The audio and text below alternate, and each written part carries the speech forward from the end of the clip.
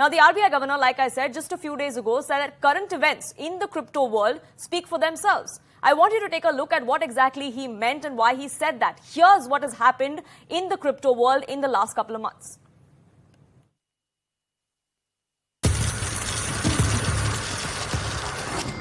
The cryptocurrency industry is staring at 2023 amid growing fraud concerns. From failed digital coin exchanges to online scams, the world witnessed a different crypto world in 2022. Several events in the recent past have sent a chill through an already anxious community. The collapse itself has been a red flag. The fall of FTX, one of the major crypto exchanges, has once again raised questions about sustainability. Sam Bankman-Fried, the founder of the failed crypto exchange platform, pleaded not guilty over fraud and conspiracy charges linked to his company's meltdown. Regulators in the United States, a country where cryptocurrency exchanges are legal, have issued warnings to banks about the risks of fraud, volatility, and poor risk management. Add to that the sudden collapse of two popular digital coins that caused $400 billion to be wiped from the value of Bitcoin and crypto ecosystem back in May last year. Bitcoin, often seen as a barometer for how the whole ecosystem is doing, saw a 70% fall from its November 2021 peak.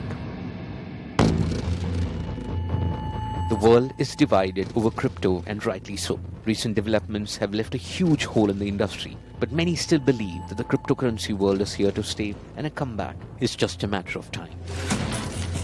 So what's next for crypto universe? Is the future bleak, or is cryptocurrency the future? Now, Kashif Raza, there are several concerns that are being raised by critics here in the country, by the RBI governor as well. He goes on to say that this perhaps is going to trigger the next financial crisis. He's listed out the reasons why it's concerning. Given what we've seen worldwide in the last few months, in the recent past, do you think that those concerns are completely off the mark? Yeah, so first of all, when RBI governor said that, if we allow crypto or if we regulate crypto, this can lead to the next financial crisis, what he was actually referring to was the centralized financial institutions, CFI. Like you have banks in the traditional finance, you have financial institutions. In crypto, you have crypto exchanges. Now, he was actually referring to FTX, and he actually said that, you can see the example of FTX that is in front of us. But I'd give you a very good example of, in US, suppose if an exchange has to operate, they have to acquire the license in US. So FTX US is completely solvent, by the way. Now, like in the case of Japan, if you have to operate in Japan, you have to get a license in Japan. So FTX Japan is completely solvent. So here we get an idea that the countries that said, okay, if you want to operate here, you need to get a license. The citizens, the users of those countries were saved. In case of India, what happened?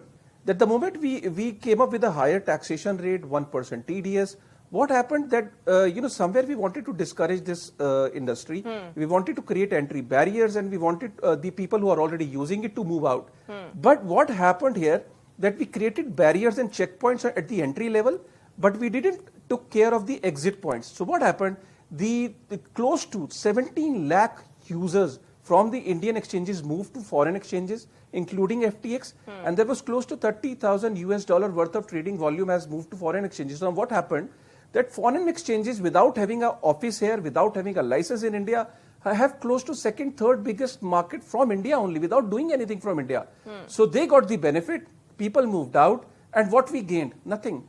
Because after the FTX fallout, users of US and Japan are safe, but the users who moved out from India to FTX, they have nowhere to go.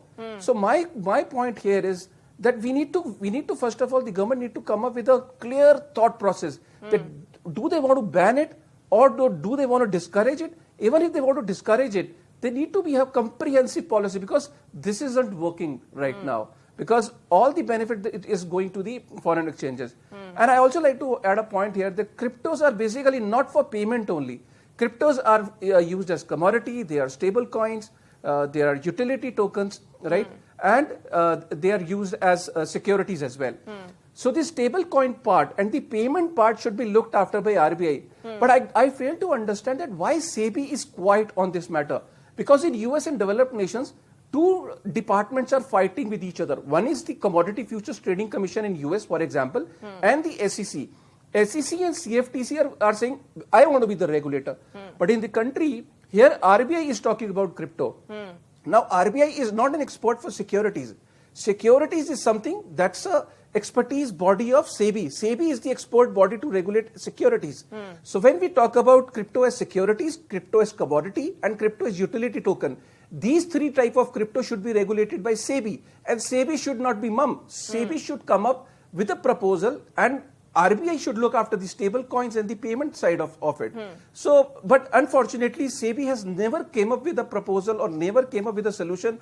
But in other parts of the nation, in other developed countries, crypto is looked upon as commodities and securities, and there these SEC and CFTC, Commodity Futures Trading Commission, are actively taking role in that. So we haven't been able to make that differentiation only as yet, and that's really the first part of the problem, Mr. Vivekananda. But as far as the payments part of this goes, there was a pilot that was launched as far as a centralized e-currency of the RBI was concerned. The CBDC was, the pilot was that came out just a short time ago.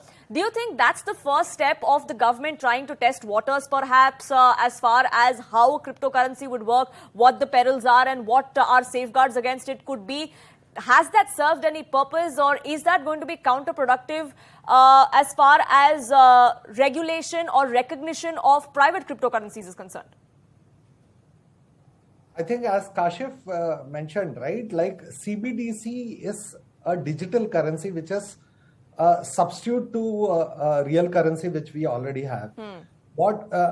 It's very unfortunate that even at the RBI level, there's no clarity on you are trying to trying to look at two different assets. Whether it is money, which is cash, currency, and stocks, and you are trying to find difference between them, or trying to look at both in the same lens, which is wrong.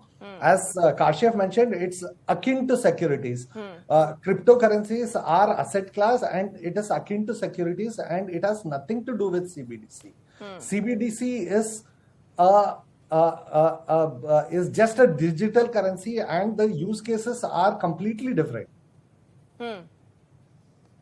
Right, so that was the government's way of showing perhaps that, this is something that we want to do, this is how we are going to foray into it, and that perhaps actually added to the confusion because anyway, this is a space which is very difficult to understand for many, given what we've been reading in headlines, what we've been seeing, what's been happening worldwide, that only is increasing the uncertainty, unfortunately, and which is why many believe that it is time for the government to actually come out and make it very, very clear as to what exactly they plan to do, if there is a plan at all, and if there is a timeline to do so. And Rahul, I want to get you in as well. Like Kashif was also pointing out, it's really not the RBI's domain perhaps to be talking of this. It's the SEBI really that needs to talk of it. Do you concur with that? Do you agree with that? And also the fact that time and again, the RBI governor has been coming out and pointing out the perils of such a system where he says the next financial crisis, could be triggered by this. He has vehemently said that according to us, according to me, in my opinion, crypto should be prohibited altogether. How do you look at that? Yeah, sure. I understand the RBI's point of view.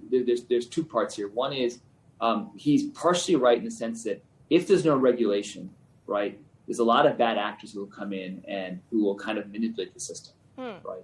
And you'll see that both in regulated systems and unregulated systems. For example, I mean, even though let's say the banks were regulated back in the 2008 financial crisis, they were actually regulated banks, right?